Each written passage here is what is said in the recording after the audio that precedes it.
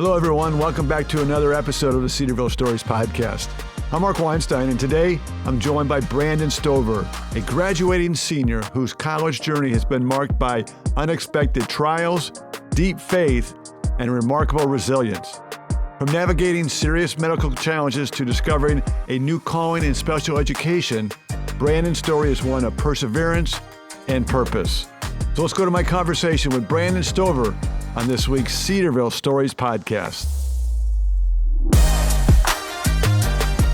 Brandon, thank you for joining me this week on the Cedarville Stories podcast. We're back in the newsroom, which you don't know that, but for a while we were doing podcasts in my office because this facility was being renovated, and Chris Mass has done a great job. So welcome back to the first edition of the podcast in the new facility. And as I think about your story, I know graduation is on the horizon. I know you've gone through a lot of medical issues and that we'll talk about later on the podcast. So when you think about the 4 years at Cedarville, you think about your medical issues, can you envision what it's going to be like when you walk across that commencement stage on that Saturday morning? I think I'm honestly gonna have to pinch myself to make sure it's just all real. And it's just gonna be so surreal because it is true. There's been a lot of things that has happened in my 4 years of being here at Cedarville that I honestly would not have expected. And there's many times I was like, I'm just gonna have to give up. I can't do this anymore.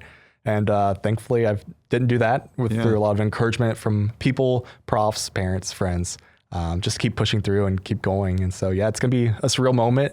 I'm really gonna soak it all up so I don't forget it. But it was great. You're gonna have family coming in? I am. I'm going to have a lot of family coming in. My parents are going to be coming, my sister and her husband, my cousins, and even hopefully one of my dance teachers. Okay. And we'll talk about dance because that's a big part of your story. But before you enrolled at Cedarville 4 years ago, which was before your medical crisis, what were your dreams? What did you have in mind that was going to be your life? So when I first was in my senior year, just looking for colleges and what I was going to do with my life, I was very much in the mindset of psychology. I loved psychology. I thought just how the brain worked and those things were really cool. I even was in the mindset where I was like, I'm going to go into the FBI, into the behavioral analysis unit. That's what I wanted to do. I always thought that was really cool stuff. Yeah. And I wanted to go into that. So that was basically just my first ambition. And even just looking into colleges, I was like, I'll just go to a big college. I'll go to Ohio State. I'll go to Miami University. I'll just look at all these colleges here in Ohio. And it was just kind of weird how I kind of stumbled upon Cedarville. It was honestly just different. There's a girl at my church who was actually here at Cedarville. Okay. She was on the women's varsity soccer team here. Okay. And she was like, we were at church. She's like, where are you looking at? Applying and everything. I was like, Sinclair, Miami, Ohio State, all these places. And she's like, what about Christian colleges? And I was like, there's none here in Ohio. And she's like, yeah, there is. And she was like, I go to one. I'm like, oh, where? And she's like, Cedarville. I was like, never heard of it. And so that was just kind of the start of hearing about Cedarville. And so she actually came, watched her play a few games. And then she actually gave me a tour of the university, which is really cool. So after she introduced you to Cedarville and you made a campus visit for soccer games, what was it about Cedarville that said, that's where I want to go, that's where I should go? Yeah, so it was actually really cool. So when I came here with Alexis, she gave me a tour and she had to go off to class. And I was just walking around the university, looking at the place. Actually was near Williams Hall. Okay, which is no longer. Which is gone, not here. And I was just walking through and this guy stopped me and he was like, hey, I don't know you. And I was like, yep, I don't know you either. And he's like, what are you here for? I was like, just a visit, just touring the place. He's like, what degree? I was like, psychology is what I want to go to. He's like, how do you come to class with me? And I was like, what? He goes, just come to class. So I followed him to class. And it was just the authentic interactions that I was having with everybody here. There's some colleges I went to that just kind of felt like it was painted on it. It was just fake. And just wasn't real. Yeah. And actually being here at Cedarville, walking around the university, meeting new people who I was not expecting to be stopped by was really cool. And getting meals with other people and getting to go to those classes is just so cool. So you alluded to psychology, which is what you started studying as a freshman here at Cedarville. Ultimately, that changed. And we'll talk about that later on the podcast. But early on in your time at Cedarville, you received a phone call, and it was about your mom being in a car accident. What do you remember about that phone call, which was really startling? Yeah, it was. So I was only about 2 weeks into my freshman year here. Very early. Which it was really early. Okay. I was actually just leaving my house. I was halfway here back to Cedarville. I was going through Waynesville, and my dad called me and he was like, "Hey, what are you doing?" I was like, "I'm driving. I'm going back to college." And he's like, "Pull over." I was like, "No, I'm not pulling over. What's up?" And he was like, "Your mom was just in a car accident." I was like, "What?" And he's like, "Yeah, it's not good." I'm like, "What do you mean?" He's like, "She's being care flighted out. Head to the hospital." I'm like, "Okay." I was just utterly shocked by that. Was not expecting it. No. Just hearing that your mom's being care flighted is enough even just a car accident is enough to just kind of go, oh. But hearing care flighted just adds a lot more of seriousness and urgency to the whole matter. And so I got back to the college, stopped some of my friends that I just met, my roommate, and they all, thankfully, even my RD stopped around, prayed for me, prayed for my mom. And then I headed to the hospital. And so got there, and was the hospital in Dayton? Yes. Okay. Yeah. So we headed straight down to the main campus. I got there, and me and my mom were really close. And so I was like, I need to go see her. And they were like, no, you cannot. We will not let you see her. And I was like, Dad, you have to let me back there. He's like, I cannot let you. I was like, okay. He goes, I don't want this to be what you see. I was like, okay. So me and my sister were both freaking out. Sure. Just waiting hours and hours on out. Basically what we found out was a lot of bones were broken from basically her whole left side. A lot of the bones were broken. And so they had to do a lot of emergency surgeries through all that. And so it was just a lot of surgeries back to back, even to a point where one of the surgeries that they were trying to fix her leg, they broke her hip in the middle of the surgery. So just add a whole nother surgery on top of all of it. So it was just an unintentional break? Yeah, unintentional. Okay. They were trying to get, so she broke her femur. And so they were trying to fix that. And when they were trying to get everything put back into place, it just broke the hip. So they had to go back in another surgery later to fix that. So, yeah. How long was your mom in the hospital? She was in the hospital from August till mid-October. So she was there for a while. And when were you able to see her for the first time? Yeah, so I was able to see her probably mid-September. They honestly wanted us, my dad, he was the one that really kept us from seeing her, in all good intentions, honestly. Absolutely. And it was just that she was in such a rough spot. During that time frame, we were told twice she was not going to pull through. Right. So it was pretty severe, just her condition. I remember the first day I got to go see her, I walked to the room, and I first thought I was just going to be excited to see her, but just laying eyes on her, I broke down so fast. I'm sure you did. Just because she didn't look like herself. Because how has she changed? So how did she change from the wreck? How did she change from what you know of what your mom looks like to what you saw? Yeah. So from the wreck, her hair was just all matted up from it all. So they had to cut her hair because it was so bad.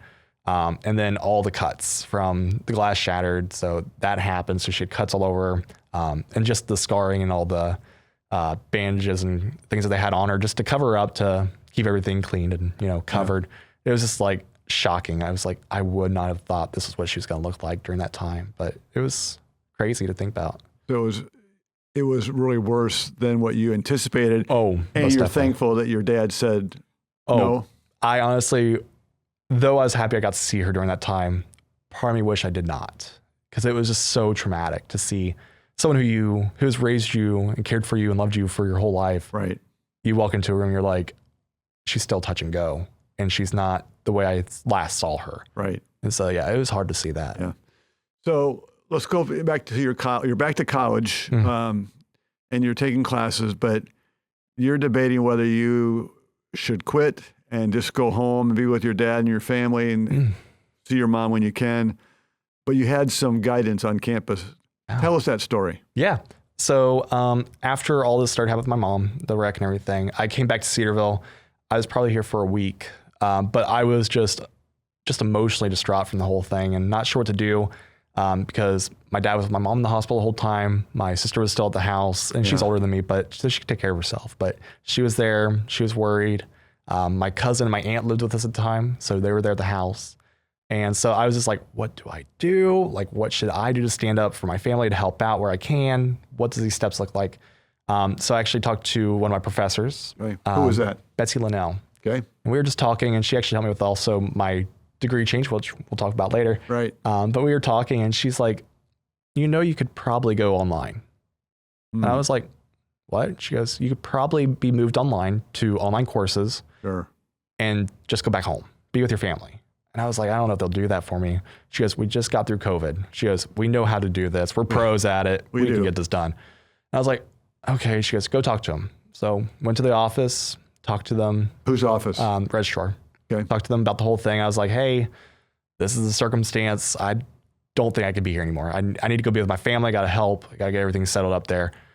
And they were like, well, here's all these papers. They're like, we will help you. We'll send them out to your profs. We'll get it all figured out. If they all sign it, we'll let you go online fully and we'll support you through this. And I was like, awesome. So I literally, that day they sent them out. The next day I got approved to be moved online. So very quick. Very quickly. Mm-hmm. So very understanding too, which was honestly, even, your freshman year, you're just kind of like, what's this going to be like? What's this going to happen? And this big event was not what I expected to happen right off the bat. No. But then just to honestly feel the amount of love, support, and just guidance from not only friends who were here, but my profs, who they didn't really know you. They didn't know me. Right. And that's the crazy part. Cause I feel like the stereotype of most colleges is that you're just a number in the class. Right. And if you don't show up, they don't really care. It's just what happens. But here at Cedarville, that's not true. Yeah. You are a person and they see you for who you are. And no matter what's going on, and I've seen it through my full 4 years of being here, that they truly, honestly do care about you as a whole person and they will support you in what they can. So, yeah. When you're going through all this, this uncertainty in life, more uncertainty with your mom. Yeah. How did your faith in Jesus anchor you? Yeah. So honestly, during that time, it was just, there was not a day, or honestly, I don't think there was any long period of time throughout my one day that I was not praying constantly. Just like, God, whatever your will is through this situation, just do it. I mean, one was for just full, ability for my mom to heal for what was going on for her body, and just helping all of us deal with the emotions that's going through. And the other one was just whatever your will is to be done with my mom, just do it. Like if it is for you to, take her home, I'm not ready for that, but if that's what you got to do. You got to do it. If that's what's best, go ahead. Or if it is to fully heal her and to just do what you got to do, just do it. I was just at a spot where there's so many people praying and so many questions being asked that we just didn't have answers to. Yeah. But every time somebody's like, well, what are you going to do? Like, what are you guys doing? I'm like, we're praying. They're like, well, what answers are you getting? I'm like, I don't know, but God's got the answer. That's the only answer that we're going to get. And that's the only person that knows what's going to happen at the end of the day. Right. And whatever his plan is, it's always been perfect. It's always worked out best for me in the end.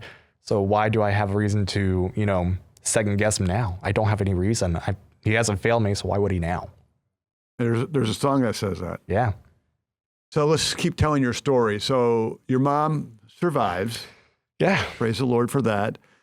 And I'm sure in your mind, you think life is going to go back to normal like it always had been. Oh, yeah. He's healthy. You're good. Yep. Life is good. You're going to come back to Cedarville full time on ground. Mm-hmm. But that wasn't the case. You experienced a seizure. Yeah. Tell us about that story. Yeah. So I was just leaving church. Where did you go to church? Mount Zion Baptist Church in South Lebanon, Ohio. Okay. Yeah, that's where we were at.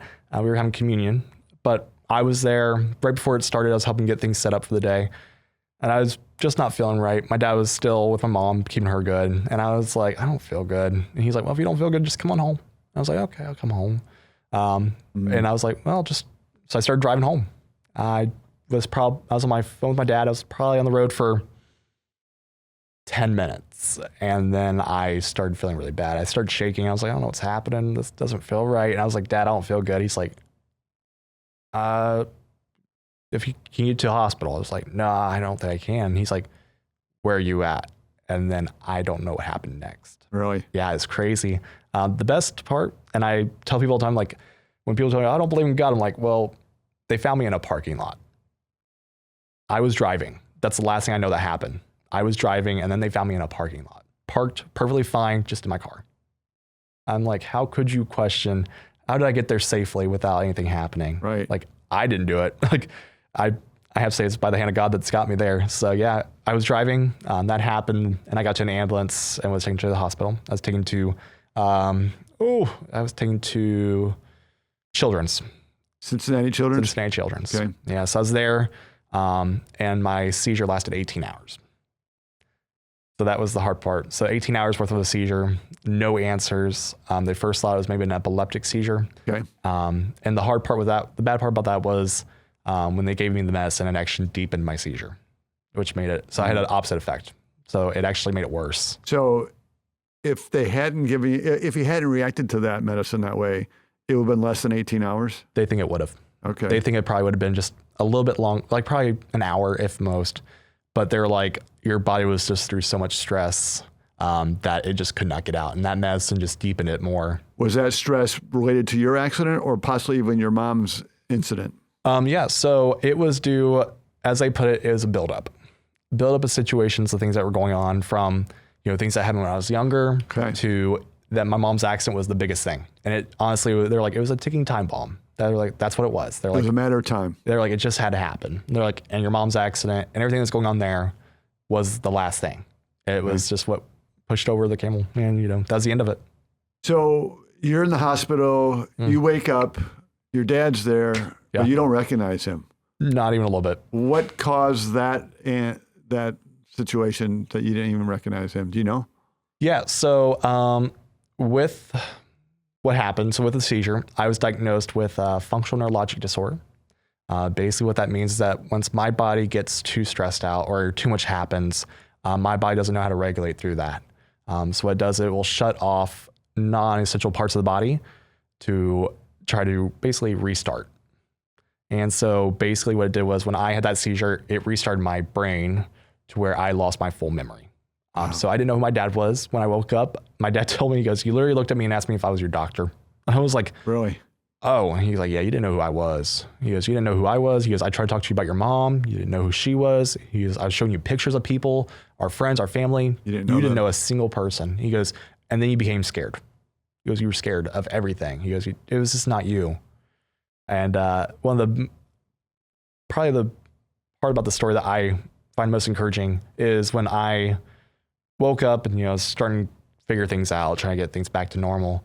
I was in the hospital and my dad, they took away my phone because no memory, probably shouldn't have your phone. You don't need a phone. Yeah. And my dad was like, you were sitting there and he goes, he's like, you were asking for my phone. And I'm like, okay. And he's like, and then you pulled up YouTube. I was like, yeah. And he goes, and then you played a song that you absolutely love. And I was like, what song? He goes, it's called He'll Do It Again. And it was by the Lindsays. Beautiful song. And my dad goes, that's how I knew you were safe and that God had you, because it just talks about like, look at back where you were, all the trials and troubles that you've been going through in life. And you look back and you're like, but look where I am now. God brought me from that storm, brought me all the way through here. And he goes, just hearing that song, he goes, when you had no memory, he goes, and you still had that song in your heart that you knew that you could play. He goes, that was just an answer prayer from God telling me that you were going to be okay and that would get you back. And so that was honestly very encouraging to hear that, because I wasn't expecting it. I was like, I don't even remember that. And he's like, it happened. I'm like, well, that's good. How long did it take for you to get back? A few weeks. Yeah. So the bad thing about F&D is that when you lose one thing, you won't ever get it fully back to its full capacity. Okay. So there was even points where I was like, oh, where's, I was talking to my mom, I was like, hey, where's grandma? We haven't seen her in a while. Where is she? She's like, Brand, she's been gone for 7 years. And I'm like, oh, so I had to relearn a bunch of different things that I just didn't remember. Thankfully, some things were back after those few weeks that I was like, oh, I remember this. And they're like, yeah, that's good. We're glad that you remember this. And the bad thing with F&D is that, I lost my memory the first time. Yeah. And they said, if you lose your if you have another seizure, they're like, you can lose your eyesight. You can be paralyzed. They're like, you can lose so many different things, but you will never get it back to its full capacity. That's honestly the scariest part. So I've had to learn a lot of different ways to cope through those things and how to work through them to make sure that I don't have those seizures, and just kind of, manage it all. Let me try to weave two questions into one. So one is, how do you manage yourself so the best of your ability that you don't have another seizure? Yeah. That's question one. And then, how did this impact your education at Cedarville? Yeah. So I would say the biggest thing I do now to really just work through it to make sure I don't get to that bad spot is two things. One is journaling and reading my Bible. Honestly, those two things really help me just journal about my day and just kind of like just talk through it in my journal, and then read my Bible. One of the biggest things that honestly got me through that whole time was reading the Bible. I was angry at God during that whole situation with my F&D. I was just so mad. Didn't understand why this happened to me. It didn't make any sense. I was like, why would you do this to me? My mom just got in this car accident and now you're doing this to me. Like, what's happening? And then I got into the book of Job, and that really just settled the field for me real fast. It's like Job lost everything. Yeah. And yet never once questioned God. Never forsake his name. He was like, why would I? And I'm just like, okay, I lost my memory. Okay, I didn't lose my mom, lost my memory. Why am I questioning him? He's done so much for me back then. Why am I now questioning it? So, so journaling, reading my Bible is one thing. And then I also dance. So dance was also a big thing that helped me get through it. So dance is just another way that I can express myself in a way that I don't always want to talk about or write it. So did you take a break from college then, or did you keep coming and taking classes? I kept taking classes. So without a memory. Without a memory. Yeah. So it was nice. So Cedarville, during those few weeks of trying to get my memory back, they basically just were like, hey, you're good. Like, my dad was in full contact with the university. He's like, he can't do anything. He's gone. Like, this ain't going to happen. And they're like, okay, what can we do? And so the psych department started figuring out different ways that I can adapt my work to where it was somewhat beneficial for me. And then I came back to Cedarville and was able to be hooked up with the Cove, which has been amazing. And so they gave me a lot of different accommodations to be able to get extra time on things. For test, yeah. Extended time, extended dates, so it doesn't have to be due that time when I was having those issues. Right. And so even now some of those things got to carry over because there are still some things that cause me to have my tremors and things like that due to my F&D. And so, yeah, they allowed me to keep those things and provide a lot of other supports through tutoring and all those other things. It doesn't seem like the podcast is bothering you. Right. So when you were on this medical journey and going through it and ultimately coming out of it for the most part, did it change your perspective on how you view just everyday life? Oh, most definitely. How so? I think I took a lot of things for granted. That's probably the biggest thing I took from it. Like what? Time with my family. Okay. Because when I came to college, I was like, because my parents were like, oh, are you gonna come home? Because I live about an hour away from here. They're like, are you gonna come home? I was like, nah, like I'll see you guys whenever. Like I'll see you at church. We still go to church together. I'll see you every Sunday. It's fine. Yeah, right. And when something like this happens in your life, it does make you go, wow, life is precious. You don't know what's gonna happen, and when you're gonna lose someone. Almost lost my mom. Could have been just that one accident could have been the end of it all. Right. And I'm like, I never want to take those things for granted. That's why even now, as I've looking back 4 years ago with that happening, one of the biggest things that I don't do, if I literally before I go to bed, if I know if I had an argument with my roommate before I go to bed, I'm like, will you forgive me? And he's like, yeah. Why? He goes, why are you asking? I was like, because I don't want the last thing that me and you did was to have a problem. Right. And one of us go. Right. I don't want that. It really did change that whole idea of life. And I would not have expected it to. Sitting back, knowing myself back 4 years ago, right. I probably would not have been like, oh yeah, this is a big thing. Oh, no, it changed my whole just life. I know for me, who hasn't had what you just experienced, it's easy for me to say, and sometimes even flippantly, I'll see you tomorrow, or let's do that next week.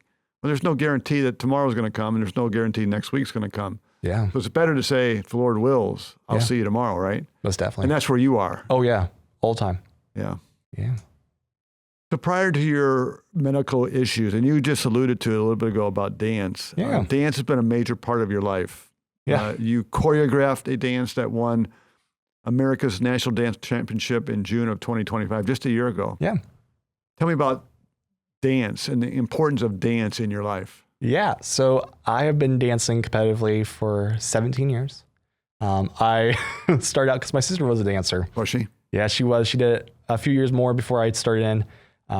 And so I at first was like, I'm not going to dance. I'm not going to do that. But the owner of our dance studio was like, hey, my grandson's said they won't dance unless you join. And I was like, fine. Because they were my friends. So I was like, why not? I'll join.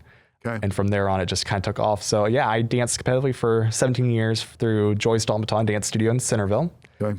So through that time, I was able to win 7 to 8 national titles. 8. Yeah, 8 national titles for myself, even with groups. So we were very good. My favorite style was always tap. I was a tapper. My parents always called me Happy Feet. I don't know.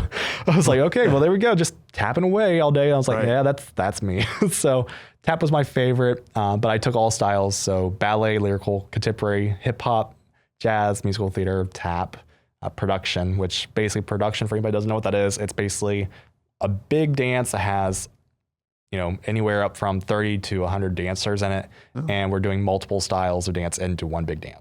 So it's really cool. But it taught me life skills, discipline. Tell me about that. Tell me how it helped you learn discipline, and maybe even how did it help you in your healing process? Yeah. So with dance, the discipline of it is that we are constantly working on anything and everything. It's our teacher, we always joked about it. When you hear one more time, that's not one more time. You got about 20 more times you're going to be doing that. You're never truly done. And you could be working on the easiest part of the dance, but they're like, no, there's this half count that you're missing. Okay. Let's do it again.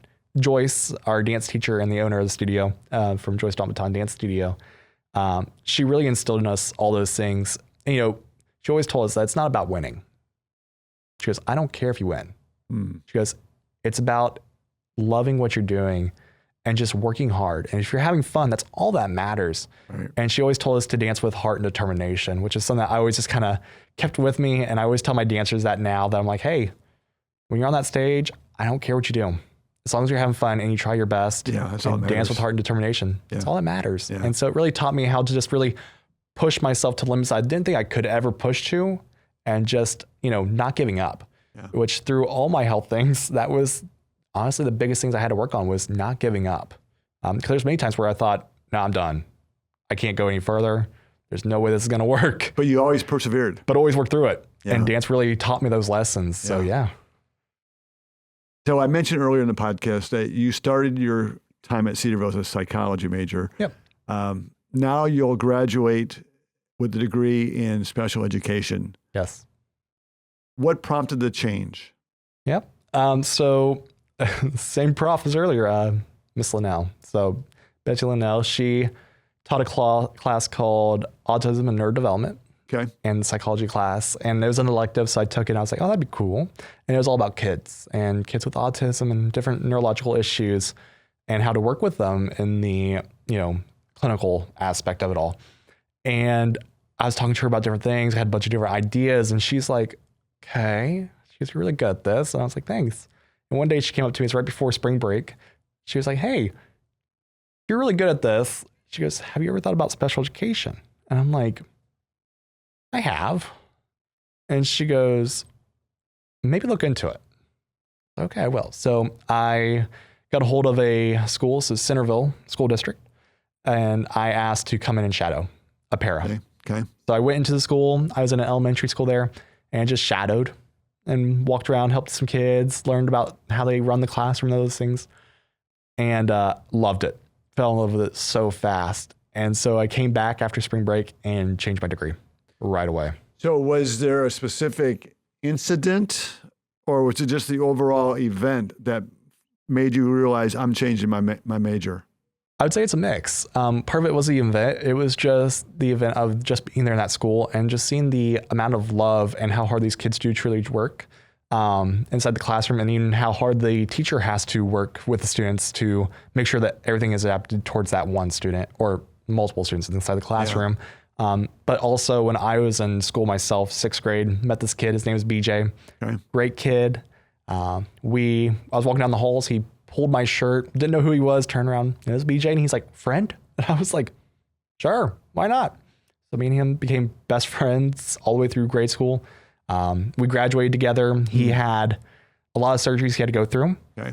And on graduation day, he had a walker that he had to use to walk across anywhere. And graduation day, he walked without that in front of me. Really? I sobbed. I was a mess. Could not handle it. I was just so happy for him. And it was just honestly him. I also taught dance to students with special needs. And just going back to the school and just sitting there and watching inside the classroom, I was just like, all those events led up to me just going, I really love this and I have a passion for it that I didn't really realize at first. Yeah. Just hearing you say all this stuff tells me you have a heart of compassion and care for all kinds of people. Yeah. In the special ed realm, I've heard you say through things I've read that you do not view students as disabled, but you view them as differently abled. Yeah. How does that viewpoint as a future special ed teacher shape how you teach your students or you will teach your students? Yeah. So I will say that actually is what I'm doing right now. So I'm over at Cedar Cliff Elementary doing teaching. Okay. And everything that I'm doing, I have kids all the time that I was like, I can't do this. I'm stupid. I'm not smart. And I'm like, no, you are smart. And these are elementary kids, which is so much more sadder to me. Right. Because I have kindergarten through third grade. And I'm like, you are smart. You're just different. And that's a good thing. And they're like, why? I'm like, how would you feel to live in a world where everybody's like you? And they're like, oh, I'm like, yeah, me neither. I'm like, I wouldn't want that. Right. I was like, what you're doing is just, you have to look at it in a different way. Yeah. And so that's why like everything that I teach kids is always adapted to their interests, their loves, what they want to do with their lives. Because I think if you can really tap into their loves and their passions, you're really going to get anything that you want out of them and really get them to work hard. So I do make sure that they know like it's okay to be different and it should be celebrated because no one's perfect. No. And you shouldn't have to think that way of like, oh, I have to think about this differently. So since I have to think this way, I'm not smart. And I don't like that. So I always tell them like, I always say, I'm like, you're not disabled. You're differently abled. Like, and I'll tell it to the kids, but I tell people when I tell them I'm a special ed major, I'm like, they're not disabled. They're just differently abled. Right. So yeah. Maybe you just answered this next question I want to ask, but maybe there's a little bit more you can say. But when students come into your classroom, what do you hope they feel or experience as a result of that classroom? Yeah. I would want them to feel loved and accepted for who they are. I think that's one thing that I think sometimes suffers inside just public schools or schools in general. It's because sometimes you'll see that schools have isolated those kids into a whole nother part of the building and they don't get seen from students. So when people see them out in public or even in the schools, people are just like, oh, what happened to them? And I'm like, no. That's why like my students, I'm always taking them outside with the kids. I'm like, hey, you don't have to go out at your own time. You're going to go out with everybody else. You're going to go on a field trip with your whole class. I don't care. Oh, you have your general, like my first grader, he has a general ed classroom with all his friends and classmates, but they're like, oh no, he's going to stay over here sometimes because he needs individual help, which is very true. But I'm like, well, I can also do this inside his classroom. He wants to be in there. He wants to be with his friends. Right. I don't want them to feel like they're not accepted for who they are. Right. And if they look different, that's a bad thing. Yeah. I just want them to always feel loved and accepted for who they are and feel like they can trust me and build that relationship and that rapport with them.